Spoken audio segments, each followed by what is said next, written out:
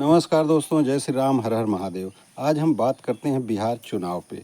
दोस्तों, लोगों में चर्चा चली रही थी कि बिहार में चुनाव चल रहा है, माहौल ठीक ठाक है, बढ़िया है, सारी पार्टियां जम के मेहनत कर रही हैं और कुछ करके दिखाने का वादा कर रही हैं। हालांकि ये वादा तमाम फेक वादे हैं। जैसे कि तेजस्वी भाई ने वादा कर दिया कि हम बिहार के प्रत्येक परिवार को सरकारी नौकरी देंगे। मेरे भाई, आप लोगों को बताना चाहता हूं कि बिहार में लगभग 3.25 करोड़ परिवार हैं। अगर इस हिसाब से प्रत्येक परिवार को वो नौकरी देते हैं तो 3.25 करोड़ नौकरी पूरे इंडिया में नहीं है, पूरे भारतवर्ष में 3.25 करोड़ सरकारी नौकरी नहीं है। तो बिहार में कहाँ से दे देंगे तेजस्वी यादव?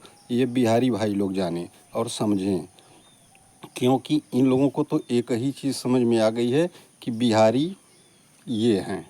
तो भैया, ऐसा मत करो, ऐसा मत बनो, इन लोगों के चक्कर में मत पड़ो, ये सब हवाबाजी कर रहे हैं। दूसरी बात कि बिहार चुनाव में एक बात और जम के चल रही थी कि अपने पप्पू भाई की एंट्री नहीं हो रही है। पप्पू भाई कहाँ हैं, कहाँ गायब हैं? तो भाइयों, सबकी मनसा पूरी हो गई। पप्पू भाई ने धमाकेदार एंट्री बिहार चुनाव में कर दी है और आते ही 2 बाउंसर ज़बरदस्त फेंका है, जिसमें एक बाउंसर है कि उन्होंने छठ को नाटक और ड्रामा बोला है। ठीक, तो ये मैं बिहार की माताओं बहनों से पूछना चाहता हूँ कि पप्पू भाई ने जो छठ पूजा को, जिसको सभी माताएं बहनें, यूपी और बिहार की सभी माताएं बहनें बहुत सम्मान देती हैं, बहुत हौसला और उत्साह के साथ इस पूजा को संपन्न करती हैं, उसी पूजा को अपने तेजस्वी भाई बोल रहे हैं, अरे सॉरी पप्पू भाई, सॉरी तेजस्वी भाई नहीं, पप्पू भाई बोल रहे हैं कि ये नाटक है। तो क्या आप लोग इससे सहमत हैं? मैं सभी माताओं बहनों से ये पूछना चाहता हूँ कि क्या आप लोग पप्पू भाई की इस बात से सहमत हैं? तो दूसरा बाउंसर फेंका है पप्पू भाई ने नरेंद्र मोदी जी पर, हमारे देश के प्रधानमंत्री आदरणीय श्री नरेंद्र मोदी जी पर। नरेंद्र मोदी जी को इन्होंने कहा है कि ये वोट के लिए कुछ भी कर सकते हैं। अगर आप कहें, आप मतलब जनता, अगर आप कहें तो ये स्टेज पर डांस भी कर सकते हैं। तो दोस्तों, मैं आप लोगों से पूछना चाहता हूं कि क्या आप पप्पू भाई की इस बात से सहमत हैं? और पप्पू भाई से ये पूछना चाहता हूं कि भैया, अगर ये अवसर आपकी यानी इटली वाली भूरी काकी को मिल जाए, जो कि इस मामले में काफ़ी अनुभव रखती हैं, काफ़ी अनुभवी हैं, उनका पुराना धंधा भी रहा है, तो अगर ऐसा अवसर उनको मिल जाए तो क्या स्टेज पे वह अपनी पुरानी कला दिखा सकती हैं? अगर हाँ, तो बताइए।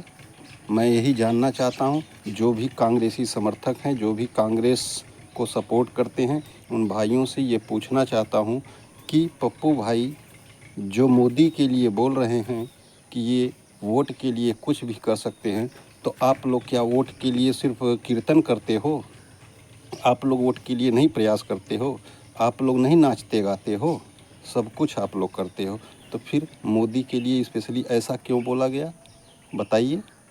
दोस्तों, मानसिकता बदलिए, अपनी सोच बदलिए। देश का प्रधानमंत्री, ऐसा प्रधानमंत्री मुझे तो नहीं लगता कि हम लोगों के जीवन काल में कभी पहले आया होगा या हम लोगों के जीवन काल में आ सकता है। तो सम्मान कीजिए, उस व्यक्ति का सम्मान कीजिए जो देश के लिए मर मिटने को तैयार है, सर्वस्व लुटा चुका है, घर परिवार सब कुछ छोड़ चुका है। ऐसे व्यक्ति का सम्मान करना अनिवार्य है भाइयों, ज़रूरी है। और अगर आप नहीं करते हैं तो आपसे ज़्यादा गया गुजरा इंसान इस पृथ्वी पर, इस धरा पर कहीं नहीं मिलेगा। क्योंकि योगी और मोदी, ये दो हमारे राजनीति के ऐसे कर्णाधार हैं कि अगर इस तरह के नेता इस्लाम में पैदा हो जाएं तो कसम बजरंगबली की मैं कह रहा हूँ, ये लोग अपना गला कटाने के लिए उसके पीछे खड़े हो जाएंगे। लेकिन शर्म आनी चाहिए हम हिंदुओं को, हम सारे सनातनियों को, जो हम लोग ऐसा नहीं करते, उल्टे टीका टिप्पणी करते हैं। अरे किसी की क्या औकात है कि हमारे प्रधानमंत्री के बारे में उल्टा सुल्टा बोल दे? मैं भी तो पूछ रहा हूँ कि जैसे राहुल गांधी ने ये कहा है कि मोदी वोट के लिए स्टेज पर डांस भी कर सकते हैं। अगर आप कहें, आप चाहें तो आपके लिए ये स्टेज पर नाच भी सकते हैं। तो मैं पूछना चाहता हूँ, मैं जानना चाहता हूँ कि इटली वाली भूरी काकी को अगर यह अवसर मिल जाए, उनको समझा दिया जाए कि आप स्टेज पे डांस कर दो तो पप्पू पीएम बन जाएगा, तो क्या इटली वाली भूरी काकी यह काम करके दिखाएगी? यह काम तो उनका पुराना धंधा है, इसमें तो उनको अनुभव है, तो क्या यह कर सकती हैं? अरे यार, शर्म करो। अब देखिए, कुछ लोगों को बुरा लगेगा कि आपने एक बुजुर्ग महिला के बारे में, जो देश की इतनी सम्मानित महिला हैं, उनके बारे में ऐसे कैसे बोल दिया। तो मैं उन लोगों से पूछना चाहता हूँ कि प्रधानमंत्री ज़्यादा सम्मानित हैं या ये इटली वाली मैडम?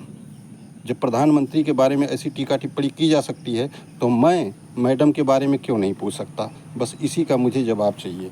अगर आप लोग सक्षम हैं, आप लोग मेरे विचारों से सहमत या असहमत हैं, तो स्पष्टीकरण अवश्य दीजिएगा कि इसका क्या उत्तर हो सकता है। दोस्तों, हाथ जोड़ के आप लोगों से विनम्र निवेदन है कि बिहार के बिहार के चुनाव में बढ़िया से मतदान कीजिए, एकजुट होकर मतदान कीजिए, सनातन के लिए मतदान कीजिए। सॉरी, मैंने गलत, कुछ ज़बान लड़खड़ा गई। सनातन के लिए आप वोट कीजिए। न तो जाति में बटिए, न पात में बटिए, न धर्म में बटिए, और न तो किसी भी चक्कर में पड़िए। मैं यही आपसे निवेदन करूंगा कि हे बिहारी भाइयों, आप अपने सम्मान और स्वाभिमान की रक्षा कीजिए और आप उसे चुनिए जो देश के लिए सब कुछ न्योछावर कर दिया है और आगे भी करने को तैयार है। यहाँ तक यार, अपनी नींद तक हराम कर दिया है। अब क्या चाहिए? इससे बेहतर प्रधानमंत्री कहाँ पाओगे? ये तेजस्वी और ये लालू, ये लोग क्या कर देंगे? कुछ नहीं, सिर्फ नैया डुबाएंगे। तो आप लोग समझदार हो।